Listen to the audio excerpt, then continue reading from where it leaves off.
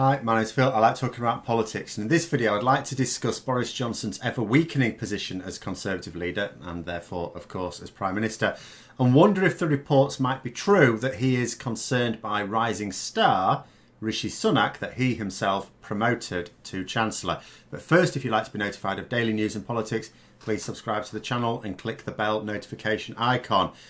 So whenever sort of discussing Boris Johnson's position in the past, there are essentially two things that I have thought are keeping him where he is right now. The first one is Brexit. I mean, there's a few months left of the transition period, and I sort of feel that enough Conservative MPs don't really see the sense in jettisoning him just yet, because it could reflect poorly on the party to introduce that extra level of chaos to the national leadership at such a crucial time. And the second thing is, whether or not there is a suitable successor. Because wanting to get rid of an incompetent leader is one thing, but you don't really improve your situation unless there's a credible alternative. And also they'll be keenly aware that whoever they choose, it has to be the right choice because they can't be chopping and changing all the time. Now, that first point was always the thing that made me doubt the likelihood of Boris Johnson facing a leadership challenge in 2020. The pressure is certainly there. The number of Tory MPs who are constantly complaining to the press, and some of them actually going public about their disdain for the way Boris Johnson is handling things, there's enough dissatisfaction there. But the likelihood of him facing a leadership election this year just isn't looming, and I really do think that's the Brexit protection there. But that protection disappears completely in 4 months. Now, as to the idea of a successor, and people have been pointing out an interesting poll on Conservative Home. Now, this is a website for Conservative Party members, and it regularly polls active members on various issues. So a year ago, Boris Johnson was the runaway favourite Tory MP. He was the one that all the members got behind. Going into the general election, that hadn't changed. He had a net approval rating at that time of 92.5%. Now, this is for active party members, I remind you, not, the general members of the public. Good God. Now he's polling at 24.6% approval, which is still way higher than in the general public, as you'd expect, but way down on his lofty perch from last December, before he had any real problems to deal with. In other words, before those party members got to see what Boris Johnson really does. Now, at the moment, the way things stand with that poll is not only is Boris Johnson not the most popular member of his own limited cabinet, because that in itself would be a worry for someone who's worried about their position, but what it means is he's actually one of the most unpopular. Rishi Sunak, on the other hand, enjoys approval ratings very high amongst this group. And they're of 82.5%. Stunning. Absolutely stunning. For someone who's relatively new as well, although that could arguably be the reason.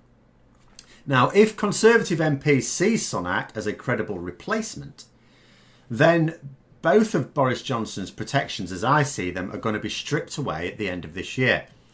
There are reports that Boris Johnson is actively concerned by Rishi Sunak, the threats to his leadership. And bear in mind, like I said, Johnson promoted Rishi Sunak to Chancellor, the most senior position in cabinet, aside from the Prime Minister himself, of course. And if Sunak is actively angling for the top job, now I don't know whether he is or he isn't, but if he is, there's not really a lot Boris Johnson can do about it. He can't sack Sunak for a couple of reasons. First of all, so Rishi Sunak, like I said, has been considered by the Conservatives and indeed the general public to be the only competent member of Johnson's cabinet this year.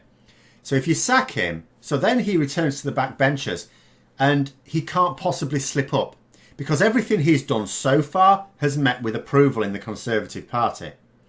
So the best thing to do, quite frankly, when he's already riding high, is actually to leave him in position and hope that he fouls up somewhere. And with the furlough scheme ending soon, well, there is that possibility. And also there's got to be a spending review quite soon as well. So, but if you sack him, then any failings in his department that happen after that point, you can't pin on Sunak. you basically almost guarantee the strength of his leadership credentials when a leadership contest is triggered. And the second thing is, just in general, it's not clever to let chancellors go too often. Some cabinet ministers can come and go. Even then, you don't want to be seen to be losing too many cabinet ministers on too regular a basis. But the chancellor is supposed to be the prime minister's stalwart. You know, Johnson's already eased out one chancellor. Now, to do away with another in less than a year would raise eyebrows. So Sunak, should he want the top job, has a clear line to it. Doesn't mean he'd be certain to win an election, but he certainly has a clear line to it. It very, very likely, you would think, end up on the ballot paper that goes to members. And if Boris Johnson appointed him on the strength of loyalty, someone who would back Johnson up, well, we may be about to see just how good a judge Johnson is of loyalty. But Rishi Sunak has another quality as well. It's not just that he's stood above his own cabinet colleagues this year, which really is not that hard when Johnson appointed on Brexit loyalty, not ministerial competence. Sunak is intelligent and he is hard-working. Now, that would present a stark contrast to Boris Johnson's limited capacity for thinking on his feet, disdain for details, laziness and poor preparation. This was highlighted during last week's Prime Minister's questions like you wouldn't believe if you hadn't have seen it. It was one of the worst performances, if not the worst performance Johnson has ever turned in. And it seems that he knows it. Now, this is according to reports in The Observer. Now, this paper, for those who don't know, is no fan of Boris Johnson or the Conservatives. So absolutely take this with a pinch of salt if you wish. In fact, you know, it would always be wise to do so when you're talking about unattributed comments. But the report suggests that Johnson was so angered by his humiliation last Wednesday that he actually tore a strip off his advisors, the people who work with him to try and prepare for PMQs. He was blaming them, as if it's their fault he's so useless and can't be asked to read his briefs. The report went further to say that he wanted them to double down on the attacks against Starmer's legal career. I made a right arse of myself last week, poked at his legal career. So what I want you to do is this. Find me more things to attack about his legal career. I mean to say. I know especially these days, it's hard to conceive of a political leader who is seemingly beyond reproach. But if Boris Johnson really does insist on adopting as his only political weapon personal attacks against his opposite number, then you'd think at the very least he would steer well clear of his legal career. Why on earth would he pick at that? Because Keir Starmer was a human rights lawyer who worked for free when clients couldn't afford to pay, and became the Director of Public Prosecutions, literally the country's top prosecutor. In addition, Boris Johnson has tried to venture into the territory of Starmer's legal past before, and it has had the effect of making his own MPs despair. Never mind the reports about the fact that it's angered Keir Starmer and angered Labour MPs. That's the intention. It's supposed to do that. It's pissed off his own MPs. I mean, that's the opposite of what he wants to be doing. Why on earth would he double down on that? Also, thinking about the sort of person Boris Johnson is, why would Johnson, under any circumstances, want to push those buttons? There is no way of catching Starmer out on such ground. What you really want to do is come up with something that's going to catch your opposite number out. Starmer doesn't need to prepare for potential attacks on his legal career, because they would be attacks about his own life, his own career. He knows all about it without any preparation. It's his life. Johnson would be piling all the pressure on himself to prepare to talk about Starmer's life, when this is a Prime Minister who never puts any pressure on himself, and so he's always going to be doomed to failure on such a line. Of course, you know, like they say, never interrupt your opponent when they're making a mistake. If Boris Johnson does wish to double down on the very thing that got him into the most trouble last week, and every time he opened his mouth he got into trouble, then I doubt that either the Labour strategists or Rishi Sunak and his supporters will be displeased. Because for each PMQs that Johnson makes such a hash that even his own side have to put their heads in their hands, it's a week closer to enough Conservative MPs deciding that enough's enough. And to finish up, I'd like to add my thoughts onto a couple of quotes from Conservative MPs in that article. So one said, "Our problem is that Starmer's appeal is his competence. The only one in Cabinet who has looked vaguely competent in the pandemic is Rishi Sunak."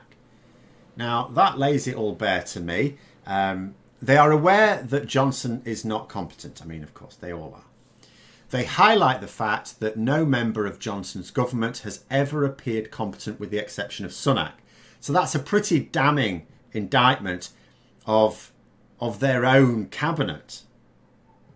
They also refer to the pandemic. Now that's quite important because this pandemic is going to be with us for a couple of years to some degree or other. You know, sure, you wouldn't expect it to be around at the next election. You would certainly hope not. But it's not going away by, say, the end of this year. It's not like the Conservatives can move on and try and get on with Brexit next year. This is still going to be here. MPs with their heads screwed on know that for all Johnson's talk of getting back to normal by the end of this year, because that's what he said he wants to get back to normal by the end of this year, they know that's not happening. There is no getting back to normal as we used to know it anytime soon, if ever. And it isn't even the pandemic that exposes Johnson's competence, you know, because you could imagine, well, at some point it'll be over and then he'll be all right. No, before COVID even hit, we had the floods. He was useless then as well. You know, that just wasn't politically damaging for him at the time. But several like that happening would be. So they know he can't even cope with routine expected emergencies. And then there was at the harsher end of the criticisms, according to the Observer, from a senior Tory MP, whom I don't know, but, you know, the way they describe him, I don't half wonder if this might be Jeremy Hunt saying this, but we don't know. So the quote anyway was, "I thought it was as bad a performance as I have seen from a Prime Minister in that environment. He has a problem which is fundamentally that he doesn't have the qualities to do the job properly. He doesn't work hard enough. He is not on top of the detail. He doesn't have a clear vision and sense of direction on most issues, and he is being found out." And what MPs may come to realise, Conservative MPs, is that what Johnson is doing is he's not pushing unpopular policies, which you might well do at the start of a parliament, knowing full well that they'll have been forgotten about in 4 years' time. And in fact, if it's an unpopular policy that's the right policy, you might even argue it will be reaping its dividends in a few years' time, and therefore you get to say, well, look, I was right to do that. No. What he's doing is permanent damage to people's lives that they will still resent at the next election. So effectively what some of those MPs really have to be thinking to themselves is, how many more constituents can they afford to allow to become permanently damaged and therefore permanently resentful towards the Conservatives before they put a stop to it? How large are their majorities? How much support can they afford to lose? Especially if many of them are of the belief that they have an alternative to get behind, a competent alternative, who, you know, may well still mess things up, but at least would not be found out as easily as Boris Johnson is. But anyway, those are my thoughts. Let me know yours in the comments below. Hope you found the video interesting. If you did, don't forget to click the like button. If you'd like to support the channel further, please also click the Patreon link for details. And until next time, I'll see you later.